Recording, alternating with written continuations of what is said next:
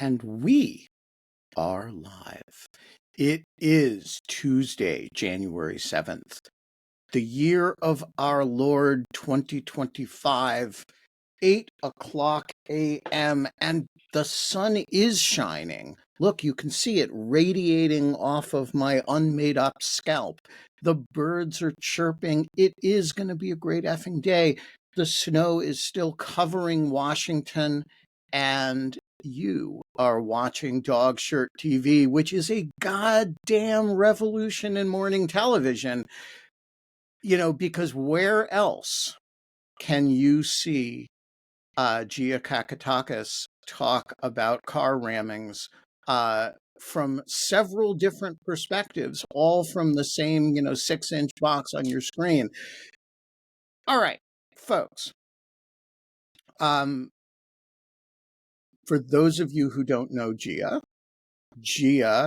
is a famed in song and story former lawfare intern who is now studying terrorism at the War Studies program at the famed King's College London. Do I have that right? Yes, that's correct. And she is also a former nationally competitive figure skater. What else do I know about Gia for purposes of a introduction?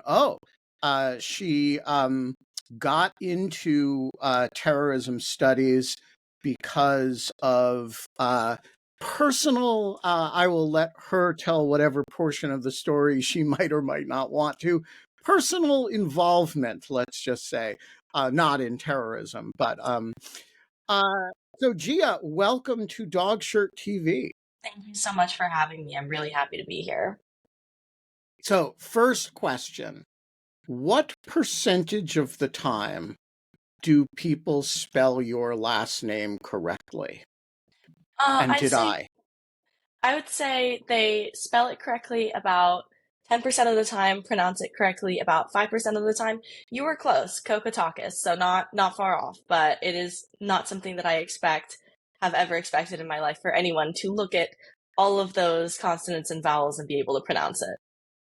Yeah, so I think the fascinating thing about your name is that you have an Italian first name and a Greek last name, which is just designed to keep everybody guessing.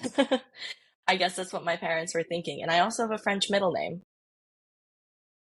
There you go. What's the middle name? Genet, after the French poet Jean Genet. My father is a very, very avid lover of poetry. Cool. All right. Well, we have Eve Gaumont here, who also has French names. And yes, quite a few of them. So, Gia, first of all, let's just talk about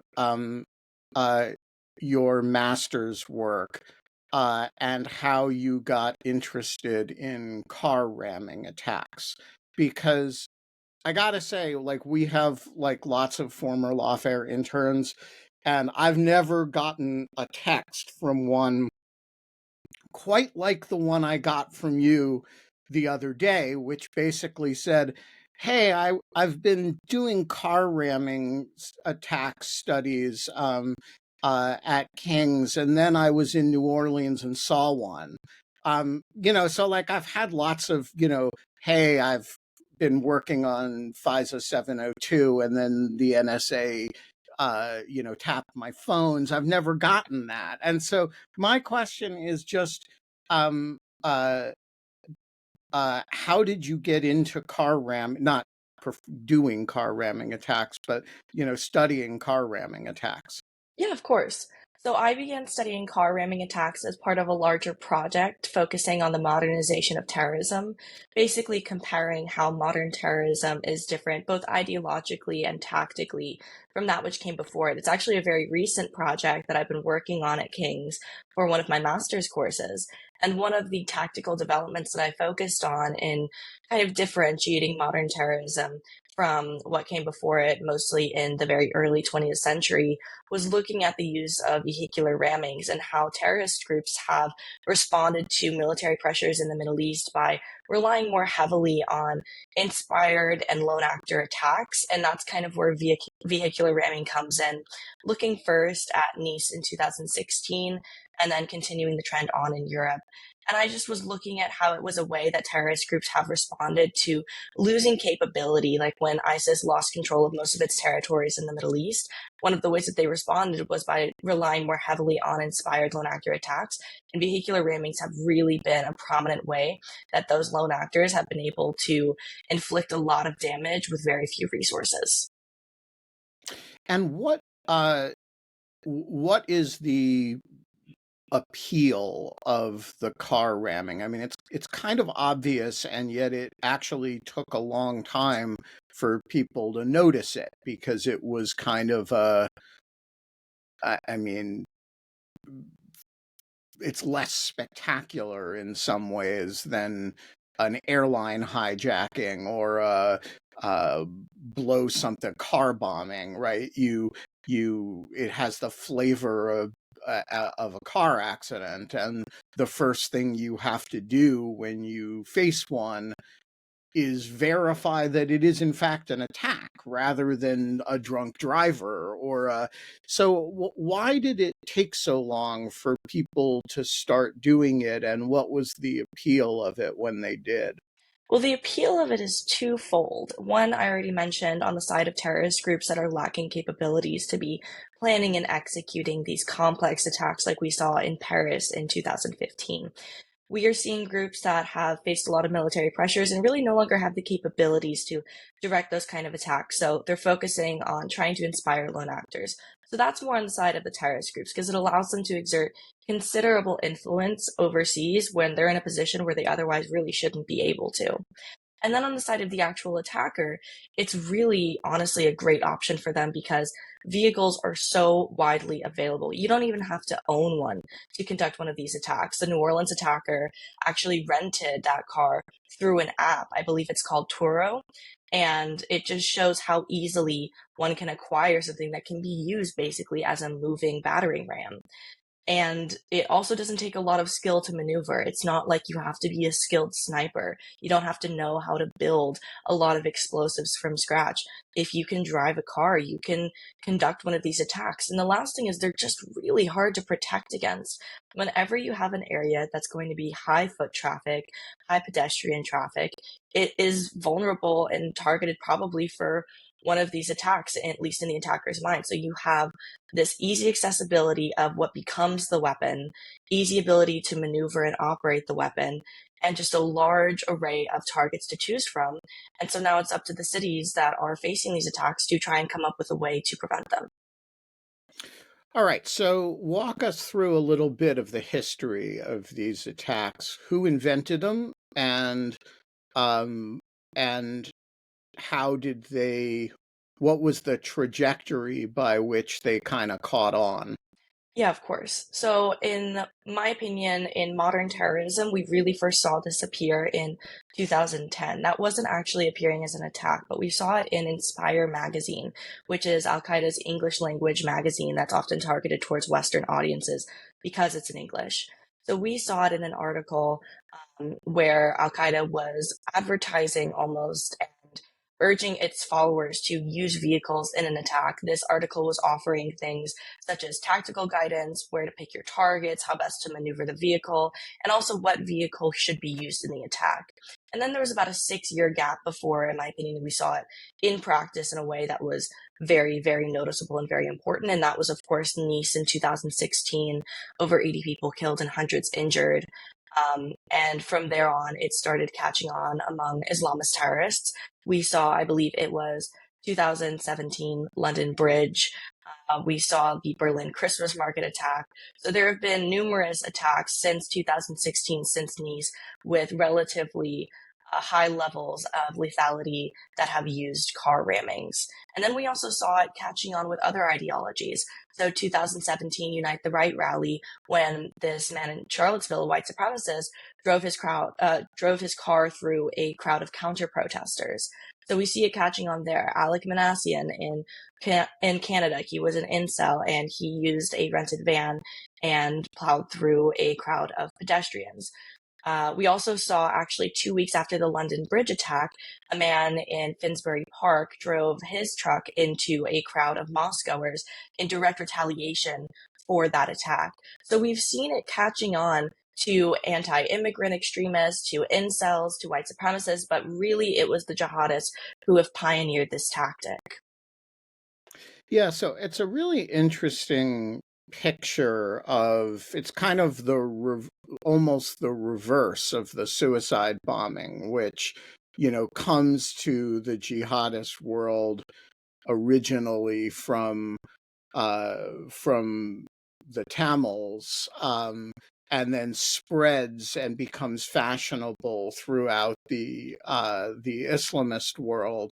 But this one just seems to have caught on because it works and because it's the lowest cost, cheapest, easiest way to kill the most number of people, particularly if you live in a country with limited firearms availability, right? So, like, what I can see, I mean, it's not impossible to get a gun in Nice, but you'd have to be pretty effective to kill 80 people with a gun, in or a set of guns. Whereas, a crowd really helps if you have a large vehicle. So, all right, let's fast forward to the other night. You were wilding with the crowd in New Orleans. How did you come to be in New Orleans, and were you there looking for car ramming, or was it a coincidence? It was a complete coincidence. I actually am from a very small town in western Mississippi, and I had been here coming back from the UK here with my family for winter break. A few of my friends and I had decided that we would drive down to New Orleans for New Year's, which people in this area of the South is very typical. New Orleans is the largest city near us, so for holidays, for things like that, especially Mardi Gras, Mardi Gras, New Year's, you go down to New Orleans. It's a very normal thing. So two of my friends and I piled into a car, drove down to New Orleans, and we were just gonna have a really nice New Year's trip. It was funny. The joke was it was an opportunity for me to get away from work because I had been working so much for the last couple months. So we were on Bourbon Street New Year's Eve having a really lovely time, hopping around to a couple of different bars on the far end of Bourbon Street and actually moving our way back up towards the entrance of Bourbon Street, which was the intersection, I believe, of Canal and Bourbon Street where the attack happened. And we luckily left about 10 minutes earlier than we had planned to. Um, we were just a little bit tired. I can't really hang with the kids these days anymore. So we ended up Yeah, heading. you've really aged out of that, Gia. Oh gosh, no, I have. I swear. I was going out. I'm like, dang, I feel old. I can't keep up anymore. I'm tired. I want to go to bed. So it was about I would say close to 3 in the morning, and we were walking back towards our hotel, which is just on the other side of Canal Street. We had planned to be leaving at 3 when the bar closed. Luckily, we left about 10 or 15 minutes beforehand, so we were on the other side of Canal Street at 3:15 when the attack happened. At first, I didn't realize that it was an attack. I just heard a crash and then a lot of screaming. And at first, Bourbon Street can be kind of rowdy. It's fairly normal. You need to keep your head on a swivel. That's something that I've always been told. So I figured maybe someone just, took a glass bottle, broke it, and was running around acting crazy. It wouldn't be shocking. And so we went into the hotel and I started kind of asking around, checking my phone. Suddenly we weren't allowed to leave the hotel. And that's when I figured out that no, unfortunately, something much, much more serious and devastating had happened. And when you like, how far away from it were you when you heard the crash? Was it like a block away, 5 blocks away, a mile away? It was a block away. So we had Oh, so you were really I close. was really close. If I had really turned and looked and peered over my shoulder, I probably, if I had concentrated, could have been able to see the vehicle. I'm honestly kind of glad that I didn't, because as much as the memories of other things that I did witness have stuck with me, I think that that would have been a much harder image to have in my mind. So um, I'm just glad that I wasn't there when it happened, and that a few little things during the night that none of us had predicted ended up getting us off of that street in time, because it seemed at the time that it would have been more likely that we had been on that street when it happened, because that had been the original plan. So I'm very glad that things lined up how they did to get us out in time. Well, super, super glad you're safe, Thank as you. well as the people you were with. Ev, do you have questions before I go on?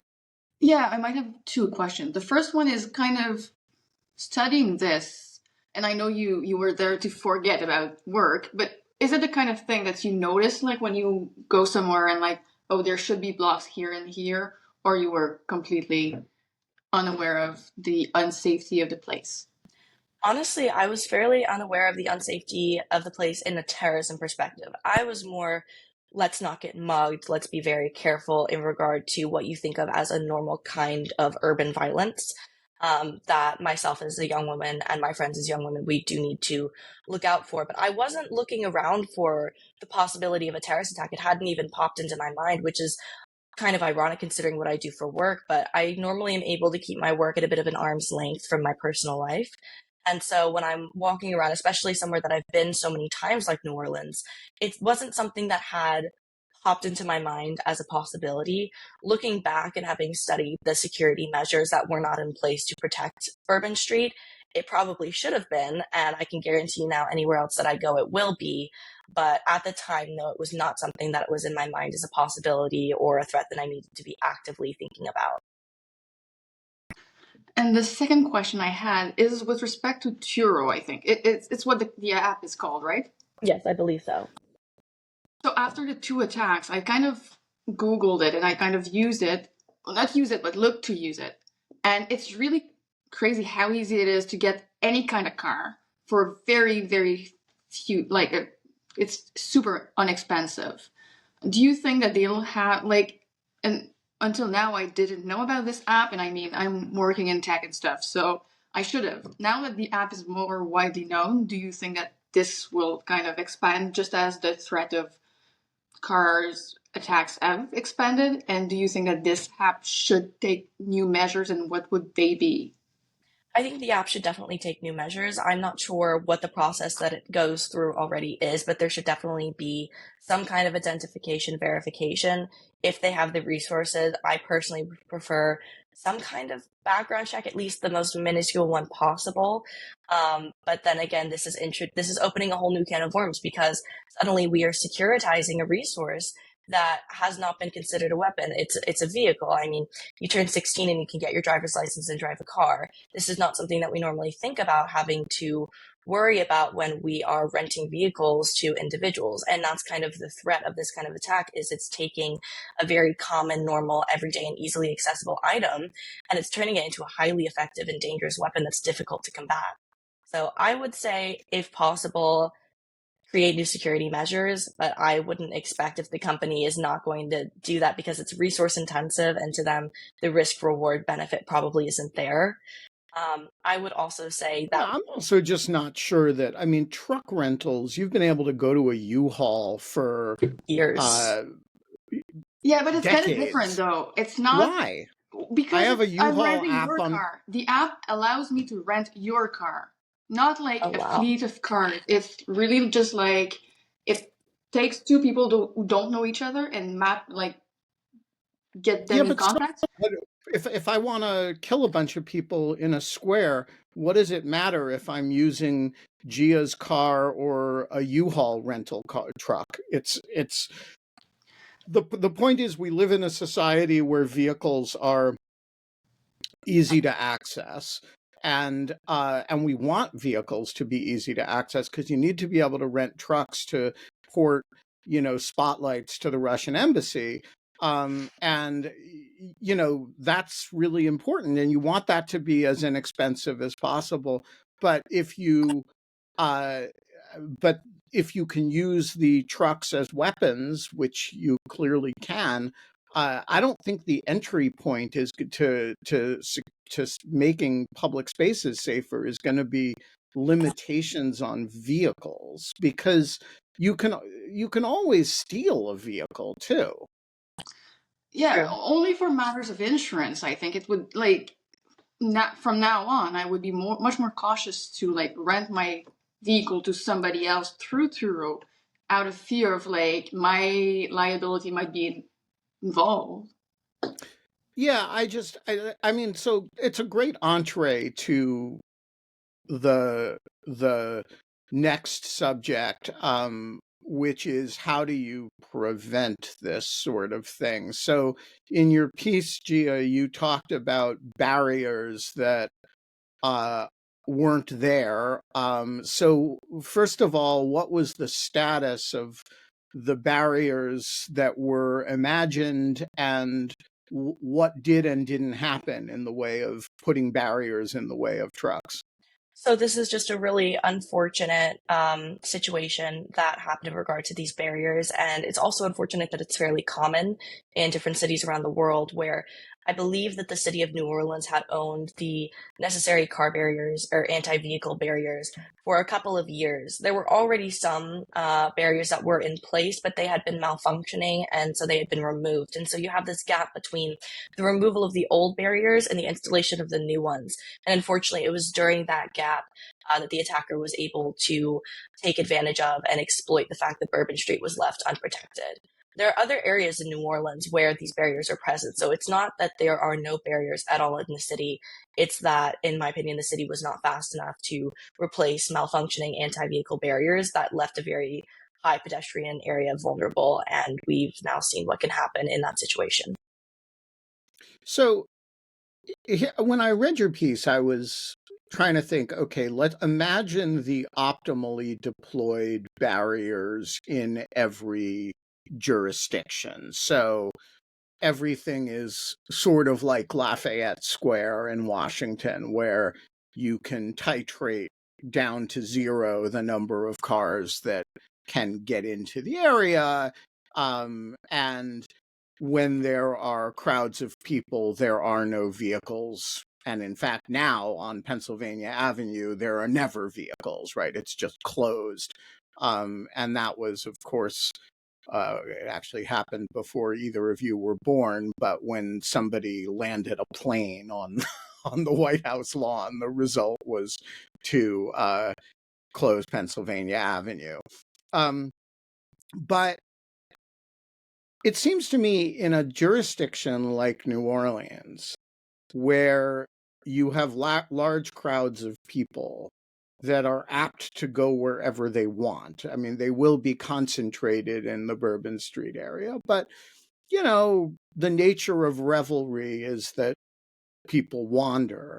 There's always going to be some seam where the traffic is allowed and the people go to, right? If only because people have to go into where the traffic is allowed in order to get their Ubers to get home because they're drunk. And so my question, as I don't know if it's an urban planning question or a barrier question or a counterterrorism question, is how do you think about those seams? There's got to be somewhere where the crowd ends and the street begins. And it seems to me that that's, whether it's at Bourbon and Canal or you push it somewhere else, that's going to be a super dangerous place. Yeah, unfortunately, as a field, we don't have an answer for that yet. And that's one of the really, really huge challenges that's presented by these kind of attacks. And again, why they're so beneficial on the part of the attacker and the terrorist group that claims responsibility for these attacks. It's really difficult to find a way to keep people safe in these kinds of settings, while not kind of over securitizing it. If we were to put anti vehicle barriers at every single intersection possible, it would be a complete disruption of the normalcy of life, and almost, in my opinion, broadcasting that the terrorists have won. I mean, if you are turning every bit of your life into a hard target, which means you're providing a lot of security, whether it's in the form of consistent anti-vehicle barriers or armed guards, if you're putting that at every intersection, at every corner of your life, in a way, you're disrupting the normalcy and flow of life and casting this feeling of vulnerability and insecurity. And that is not the goal. We are trying to protect people while maintaining normalcy in life. And unfortunately, that is still something that the field is struggling with. So we are working with urban planners, we are working with engineers, we are trying to figure out a solution to this problem, but it's just a very, very difficult one to overcome, which again is what makes it such an effective tactic on the part of the terrorists.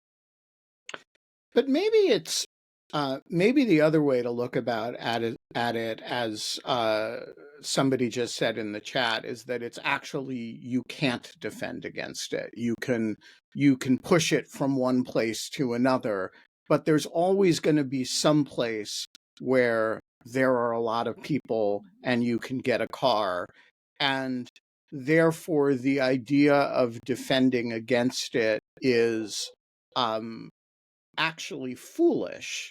And the right way to think about it is to teach people that this is one of the not so safe aspects of crowds, right? That, when you're in a crowd like that, you said you're concerned about being mugged, you're concerned about sexual violence. But maybe we should all grow up with an idea that one thing that's dangerous about crowds is that sometimes vehicles plow into them, and that that there's a sort of mass behavior aspect, that we should sort of avoid dense crowds in urban areas where vehicles can plow into them. I definitely think that that's something that we should consider as a risk. It's been proven, unfortunately, again and again, that it is a risk when you are operating in a highly dense pedestrian area. I wish that there was more guidance that I could give or some magical solution that I could find, but unfortunately, there just isn't in this case. So it comes down to understanding and accepting the risks, like you said, of being in a highly populated area of pedestrian traffic. And then also hopefully having a team of intelligence analysts and people in the intelligence community who are able to identify and disrupt potential plots before they come to fruition. Although that, in these cases, is particularly difficult because they do seem to be especially lone actor driven, and lone actors are the most difficult to interrupt to the early in the process. They are. That's very true. Most lone actors are active on some kind of forum. Even if they are active on the forum, they might not be communicating directly, sending messages on it, which would make them, again, nearly invisible to intelligence analysts and to law enforcement, which is another challenge. So we're constantly trying to figure out ways that we can identify and stop these attacks before they happen. But just because, like you said, the lone actor nature of it, the easy accessibility of the weapon of choice, the easy supply of targets, it's just really a terrible, terrible formula that makes it very difficult to disrupt and identify. So here's a question about choice of forum. If you or choice of form of attack, if we live in a country in which the availability of AR-15s is profligate and easy. I am and in which there has really been a spate of mass shootings, from the mass meaning 3 to the mass meaning 60 people killed, right?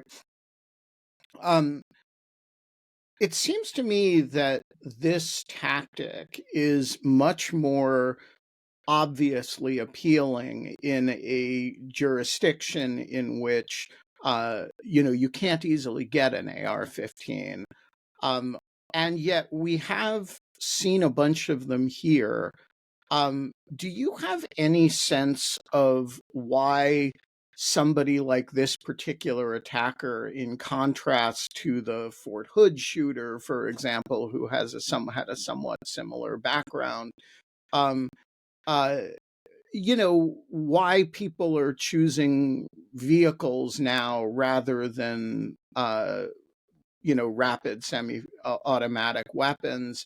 Is it just they're in fashion? How much of it is is what's fashionable and been done recently in terrorism circles, and how much of it is tactically planned out the way, well, I can do it cheaper with a truck, or um you know few Yeah. July 4ths ago in there were mass shootings. Now there's this. Do you have a sense of what's driving the change? So it's a couple of things. Like you said, there's the copycat aspect, which we've seen be very strong with terrorists in the past. It's a way for especially lone actors to feel connected to almost a bloodline and ancestry of this kind of ideology, of this kind of violence. So that's one aspect of it, I would definitely say. But I'd focus more heavily on the tactical side. And that is also two separate elements. The first one, which I think is very important, is that even though these weapons are, meaning firearms, are readily available in the United States, it's still much easier to pop up on law enforcement's radar if you've already maybe been flagged for, online saying some really bad stuff in some very questionable forums. Maybe, you've been flagged by an intelligence agency and then you go out and you purchase a semi-automatic weapon. That's going to really raise a lot of eyebrows, and I think that's going to make the plot more likely to be discovered and foiled. Whereas it's completely normal for anyone to go out and rent a vehicle, to buy a car, to use a car that they already have. So there's just a much lower risk of discovery, I believe, that makes it desirable. And then there is that whole tactical aspect of it's cheaper and it's easier and it's better. I mean, you have to be kind of a good shot to be able to take down as many people with a firearm as you would with a car ramming. So people are more likely to know how to drive a car, to have a lot of years of experience driving a car, be able to maneuver it better, be able to acquire it better. And it's much more difficult to stop. I mean, if you're a shooter, you're going to have law enforcement shooting back at you eventually once it's been made clear where your location is. So although obviously those can be high lethality attacks, it's going to take, in my opinion, a lot more expertise, um, a lot more resources to acquire the firearm, and it's just going to be harder overall, in my opinion, to have as high of a body count in an attack compared to a vehicle ramming. So that's the tactical side of why I think that these attacks are so popular. Ev? Yeah. Is it like if you're going in somewhere and you're shooting, the likelihood of you dying from the attack is pretty high because you'll be eventually shot. If you're driving, it's not as clear that you'll end up dying. Is it something that is taken into account by the attackers, or it really doesn't matter? Honestly, I'm not sure. We haven't had a lot of attackers that have survived these attacks. A lot of the time, as we saw in New Orleans, what happens is when they crash the vehicle, they get out and they start shooting. London Bridge, the attacker got out and I believe began stabbing people. So it's difficult to know without And being. was taken out, by the way, in the ultimate act of counterterrorism badassery, Was it an taken elephant out tusk? by a guy with a narwhal tusk, Narwhal who tusk. yeah, he was in. This is true. You can look it up. He was in a pub, heard screaming, grabs a narwhal tusk that is hanging on the wall of the pub, and goes out on the bridge and takes out the terrorist with the narwhal tusk. I just Wow. want to say we all have stuff to live up to in life, and that is the level of badassery that, like, if you die and in the first paragraph of your obit is, you know, here, Benjamin Wittes, 88, took out terrorist with narwhal tusk. You don't need the rest of the obit. I mean, that's sorry. There are happy little stories, even in stories about vicious lethal car ramming attacks, and the London Bridge attack and the Narwhal Tusk. It just makes me happy. I was going to say that's one of my favorite stories, especially someone who lives in London. I remember we were in class when one of my professors told us about it, and I turned to one of my classmates and I was like, is he being serious? And then he pulled up a picture of security footage showing this man holding a narwhal tusk like one would hold a jousting javelin or something like Yeah, he that. kind of, it was pretty awesome. It He was almost fantastic. impaled the terrorist on the Narwhal Tusk. And yeah, that was the thing. It was a weird story because it was a completely awful incident, and like so much of the coverage was, badass dude in pub, like thwarts terrorist attack with narwhal tusk. You could see Ev just saw the narwhal tusk. Hey, just text me the picture and I'll share it. So this is something for you all to aspire to, people. And when you do your counterterrorism action, see, look, the whole thing in New Orleans would have been different if Gia had a narwhal tusk with her. Just saying. Yeah, could have made a real difference there, unfortunately. No, don't blame yourself. Okay, so here is the security camera footage of the guy leaving the pub with the narwhal tusk. And give me just a second.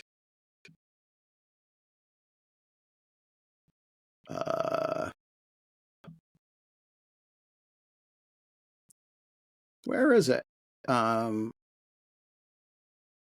I see. I'm having trouble with this. Talk among yourselves and I'll figure this out as soon as I can.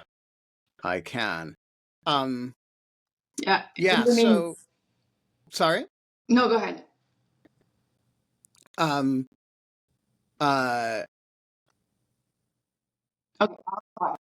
In the meantime, so Ben earlier was kind of saying, fine, these are the risks that we have to live with when we're in a crowd. There's nothing much to do.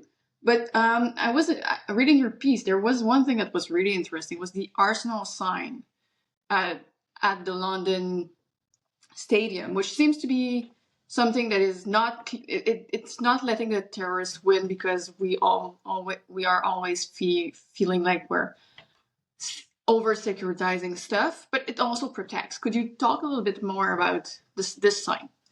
Yes, absolutely. I'm not even a football fan, meaning European football. I'm not a football fan. I love this sign. This sign is like one of my favorite things in the world. And it's a really great example of how we have taken anti-vehicle barriers and kind of masked them in a way that blends into normal life. So if anyone hasn't read the article yet, I discussed the Arsenal sign. I believe it's outside Emirates Stadium in England.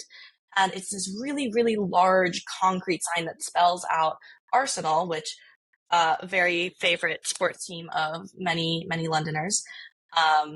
And the thing is, although it looks very much just like your normal decor for being outside of a stadium, it actually acts as a shield. And so if someone were to try and conduct a truck attack in the way they did in Berlin, the sign is strong enough that it would hold up against the force of that truck and actually stop that truck from getting through and accessing some very high pedestrian traffic areas of outside the stadium. And so what would happen is if the vehicle were to crash into the sign would absorb the impact and the vehicle would pretty much disintegrate. And so this is just an example of how you have urban planners and engineers, national security officials, and people in the national security research world who have all come together and kind of, oh my gosh, it's the narwhal tusk. But they've kind of come together. And we've put our heads together and we've begun to say, okay, we need to find a way to protect people without making people feel like they're constantly operating in a war zone. How do we do that?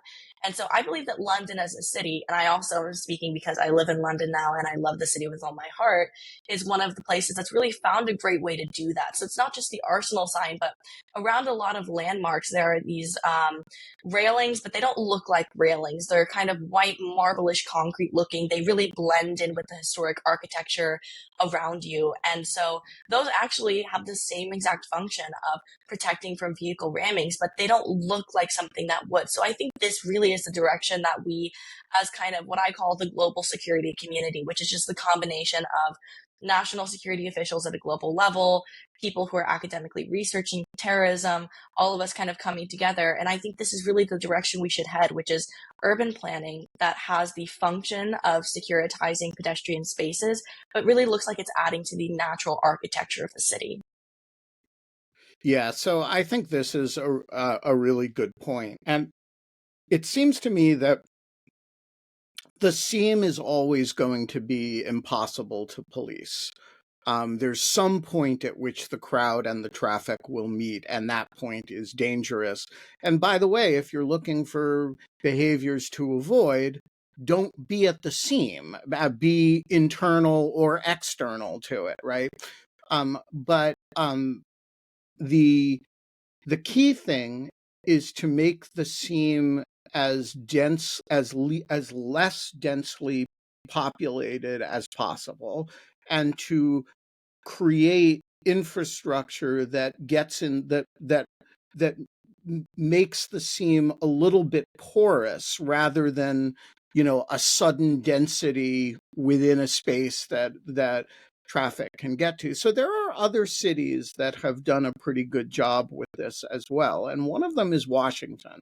So it would be pretty hard to do. Not there are places where you could do it, but you could not do it easily around the Capitol. You could not do it easily around the White House or around the um uh uh the major monuments. It's actually pretty difficult.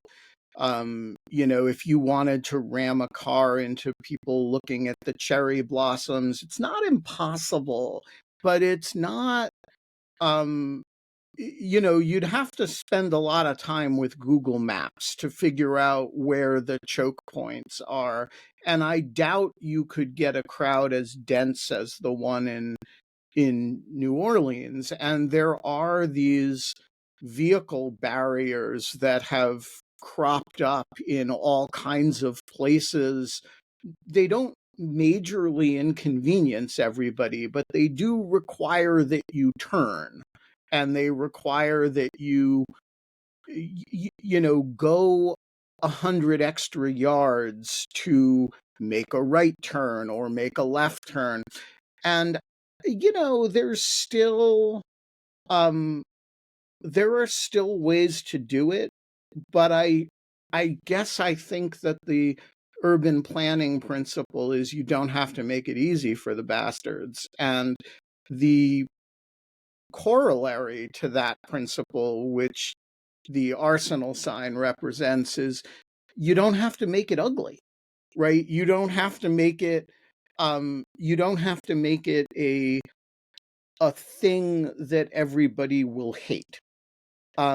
You can have dual use technology, something that's in the way and that people like. Yes, I agree completely. And I think that by taking these steps, and even if we can't make it impossible, just making it not an easy target, we can really discourage these attacks. Because the reason why they are turned to so frequently is because it's an easy target. And if we can just make it a real thorn in their side to try and work out how to do this, I really think that we'll take away a lot of the incentive that's driving these attacks right now. So there is one other thing that Washington does, which is extremely effective, which is just based on the natural architecture of the city, which is that where there are large crowds of people, there are generally not vehicles at all. So the traditional gathering place in New Orleans for large crowds of people is Bourbon Street, which for those who've never been to it, is actually a rather narrow old street with low-rise, 2-story buildings, sometimes 3. Um, uh, the traditional gathering space for large crowds of people in Washington is the National Mall, which is not a street, right? It has cross streets, but when there are large crowds gathered there, they seal off. For example, during the inauguration, those streets will all be closed. And if you organize a big enough march on Washington, those streets get closed. And so it's again not impossible, but it's not obvious where the point that you could just plow into a large crowd would be. Now, of course, it's been done at the Capitol, but with very low lethality, if my memory is right, because you can plow into it, but then eventually there's a vehicle barrier and there's a bunch of guys with guns. And so I do think some of it lies in the natural design of the cities as well. I agree completely. So we've got about 15 minutes left, which means if you guys have thoughts, John Hawkinson, you have had a lot to say in the chat, and I have not been able to follow it. So if you want to pop on and ask questions or offer thoughts, this is a great time to do it. So, Gia, I'm going to throw you a bit of a curveball here and ask you about non-car ramming attacks, which is what is the non-car ramming context of the research you were doing in car ramming? Did you sit down one day and say, oh, there seems like there's a lot of car rammings, let's study these, or did it grow out of some other inquiry? So it absolutely grew out of another project that was not at all focused on car ramming. So the project was basically comparing modern terrorism to the kinds of terrorism that came before it, identifying key differences, and basically just tracing the evolution of modern terrorism broadly. And so I did that ideologically in one aspect and then also tactically in another aspect. And car rammings was one of the ways that I identified significant developments in modern terrorism. I also focused a bit on the 3D printed gun movement. So car ramming is not the only new thing that we've seen terrorists start to do or start to behave differently in their attacks, but it is one of the most prominent, and I believe, especially in light of recent events, one of the most lethal developments that we've seen. So no, it wasn't a specific car ramming focused project, but my interest in it definitely developed from looking at how important it has become to modern terrorism over the past decade or two. And what's your sense of the 3D printed gun movement? My instinct about it is that in a society awash with professionally made guns, the impact of 3D printed guns is not going to be enormous. But I'm curious whether that instinct is, whether having looked at it, you think otherwise. I haven't looked at it extensively. I have been able to write a little bit about it, but I haven't devoted a complete project to it. So I will preface with that. I would say yes and no. So I would say in areas of the world like Europe, where firearms are definitely more difficult to acquire, it's going to be a significantly bigger problem, bigger threat. I think that it is something that is very important because there's an entire digital movement around it. And that movement does have overlaps with extremist groups and extremist ideologies. But the 3D printed gun movement in itself is somewhat concerning. And even in the United States, where firearms are readily available, there are still a lot of benefits that come with these kind of homemade firearms. So the lack of traceability of the firearms is another huge thing. There's no serial number. on these firearms. So even if you're able to acquire a gun in the United States legally, it's still somewhat traceable. You still might have to go through a small waiting period.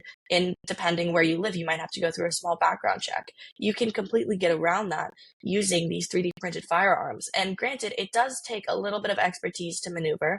The equipment now is not too difficult to acquire in regard to a 3D printer. It's not insanely expensive anymore, like in the years after it first really started becoming popular. And it does take a little bit to figure out, how to print it, how to put it together, working out some of the kinks and some of the designs. But these designs have really been streamlined. They've really been worked on so that they are becoming more efficient, more reliable, and becoming more widespread. So I would say that there is some cause for concern around the 3D printed gun movement, although I would agree that especially in the United States, it's probably not the number one threat. It's more like an assist to the threat that's existing. Do you have a sense of what other, if what other than car rammings fit in the same mold, which is to say low cost, super easy to do, available to anybody, don't require any training, and they just haven't been doing them because most terrorists are really unimaginative and do what the last guy did. They're like, influencers. And so you every now and then get these entrepreneurs who are creative and think out of the box.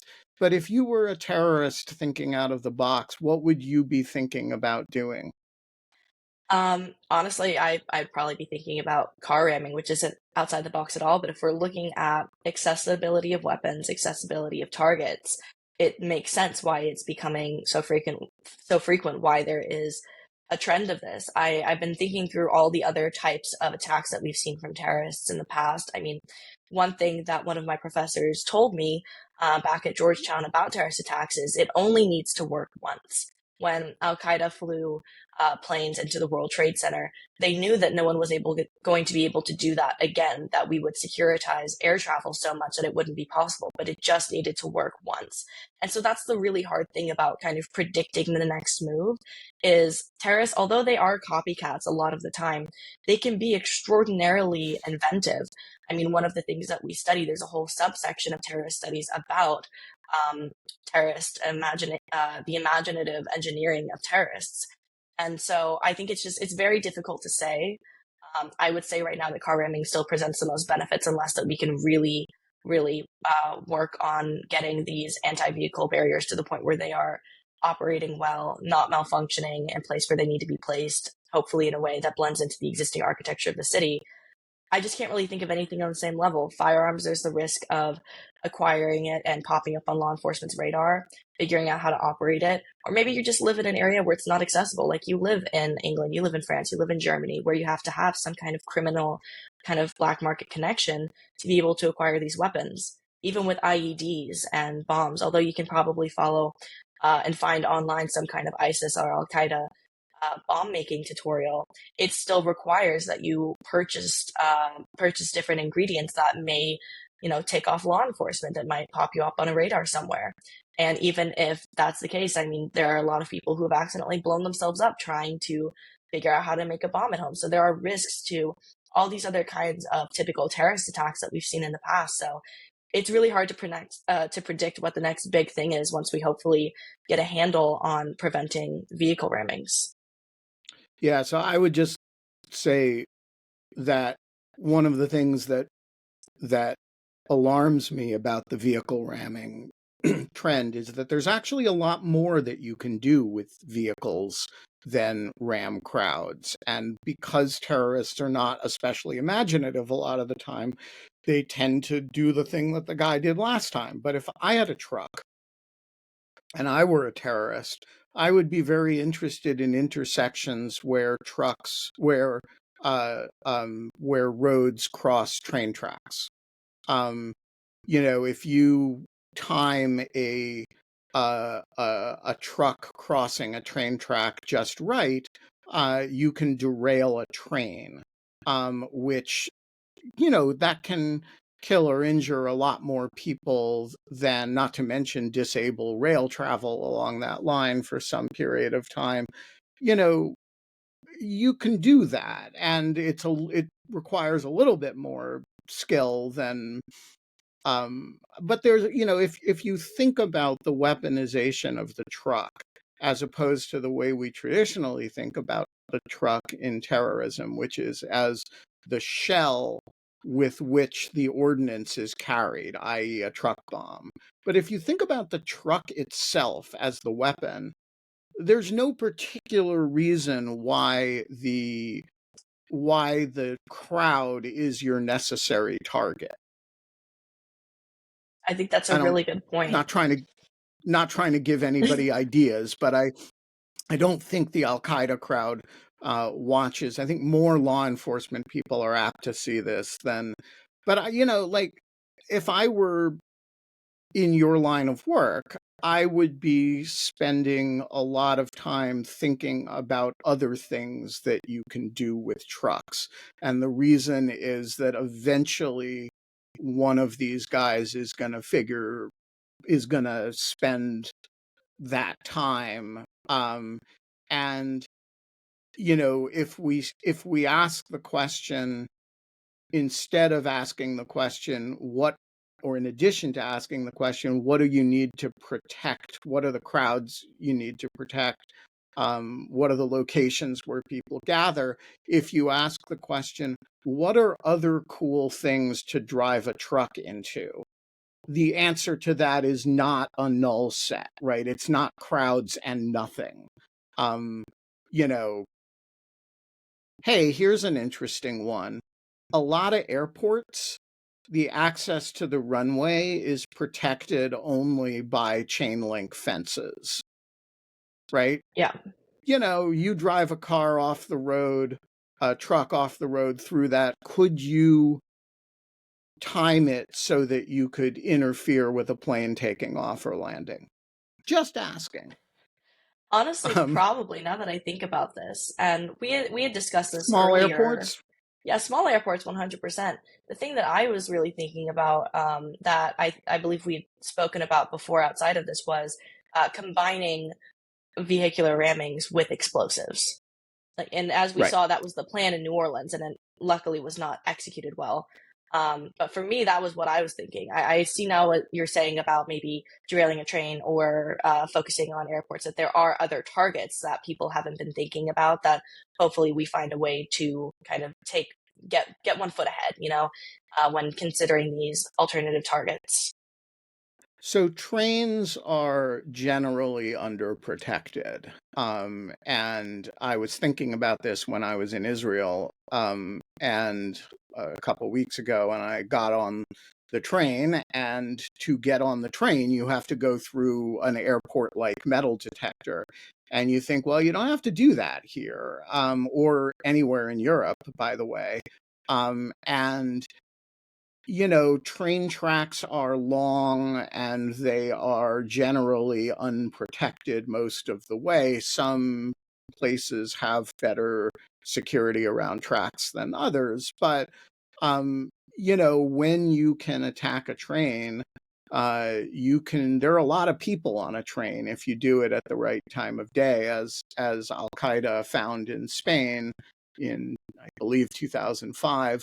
And London. And so why it is that LaGuardia Airport is so much better protected than the subway leading to LaGuardia Airport is not an obvious.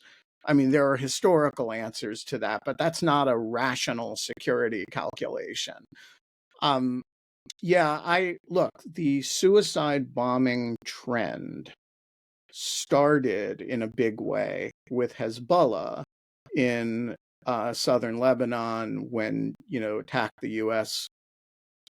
Barracks, attacked a number of the French barracks, attacked a bunch of Israeli installations, and their form of doing it was these were the original non-Tamil suicide bombings. Pack a truck full of explosives and drive it into something. So it sort of combines the they had serious bomb makers. And so I think you lose once you start thinking about packing a truck full of explosives, you lose the ability to do it cheaply, easily, quickly, nimbly, without possibility of detection. But you do open up a lot of possibilities from a terrorism point of view. And that's, of course, also the Oklahoma City bombing. Was not a ramming, but it was a truck bomb. Absolutely. All right, we are going to wrap up because in 30 seconds we are done. Gia Kokotakis, you are a great American. Have a great semester when you go back to London. Stay away from large crowds and other things where your career of study can become operational very quickly. And we will talk to you soon. Absolutely. Thank you so much for having me. It's been really great. We will be back tomorrow, same time. Ev, do you want to say a few words about our guest tomorrow? Yeah. Dale Smith is a journalist in Ottawa. He will be talking about the resigning of Prime Minister Justin Trudeau, who will step out on March 24th, and all of the and become with free and available for Holly Berkeley Fletcher.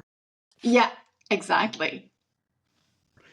All right, we will be back then. And until then, remember, if you're going to be in a crowd, be in the middle of the crowd. Don't be at the seam. That's the really dangerous part.